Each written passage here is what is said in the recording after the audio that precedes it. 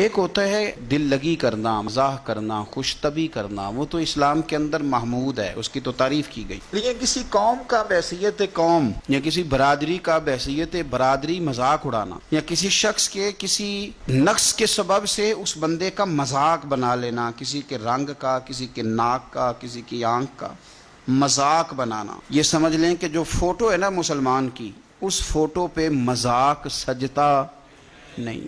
ہم تیزی سے اب اس طرف بڑھتے چلے جا رہے ہیں، مذاق کرتے ہی نہیں بلکہ مذاق اڑاتے ہیں. ایک قومی سطح کا فیشن بن گیا ہے، رات کو ٹی وی پر بیٹھ کر کے دو لیڈروں کی، علماء کی، تاجروں کی، سیاستدانوں کی، بیوروکریٹس کی نقلیں اتارتے ہیں. اور کمال یہ ہے کہ نقلیں اتارنے والوں کو ایوارڈ دیے جاتے ہیں، ان کو باقاعدہ سرکاری اعزازات سے نوازا جاتا ہے کہ تم قوم کا مذاق صحیح اڑاتے ہو، تمہیں نام صحیح ڈالنے آتے ہیں، تم تانا زنی ٹھیک کرتے ہو، لہذا تم ایوارڈ کے قابل ہو. اس سے قوموں کے اخلاق بگڑتے ہیں، اس سے آہستہ آہستہ ایک دوسرے کی عزت دلوں میں ختم ہوتی ہے. بہت زیادہ مذاق کرنے والے آدمی کا دل مردہ ہو جاتا ہے. بہت زیادہ مذاق کرنے والے لوگ جو ہوتے ہیں وہ اپنا وقار ضائع کر بیٹھتے ہیں، لوگوں کی نظر میں ان کی عزت نہیں رہتی، سنجیدہ آدمی کی عزت ہوتی. بہت زیادہ لوگوں کا مذاق کرنے والا آدمی خود اپنی نگاہوں میں پریشان ہو جاتا ہے. اور کچھ لوگوں کو بڑی بیماری ہے فری ہونے کی، یہ درست نہیں ہوتا. جب کسی کے ساتھ فری ہو گئے تو سمجھیں تعلق ٹوٹنے کے قریب آ گیا. بہت بڑی بات کر دی اگر آپ کی سمجھ میں آ جائے. تعلقات حد سے گزر جائیں تو غم ملتے ہیں، اس لیے ہم ہر شخص سے کم ملتے ہیں.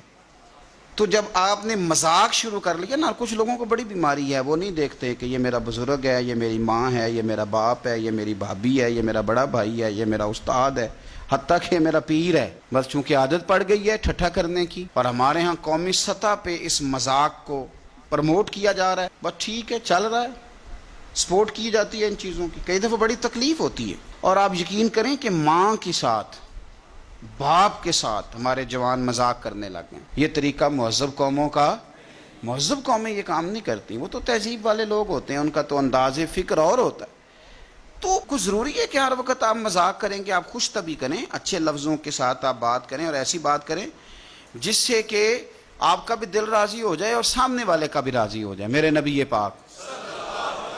پاک صلی اللہ علیہ وسلم کی بارگاہ میں ایک شخص نے کہا حضور میں نے سفر پہ جانا ہے تو مجھے ایک اونٹ چاہیے، واپس آ کے لوٹا دوں گا. لوگ لے نہیں جاتے ذرا اپنی موٹر سائیکل دینا. اس نے کہا حضور ایک اونٹ چاہیے. تو حضور مسکرائے، فرمایا اس کو نا اونٹ کا بچہ دے دو، اسے اونٹنی کا بچہ دے دو، واپس آ کے واپس کر دے گا. تو وہ صحابی کہنے لگے حضور میں نے بڑی دور جانا ہے، اونٹنی کا بچہ میں کیا کروں گا؟ فرمایا نہیں بھائی اسے اونٹنی کا بچہ دے دو.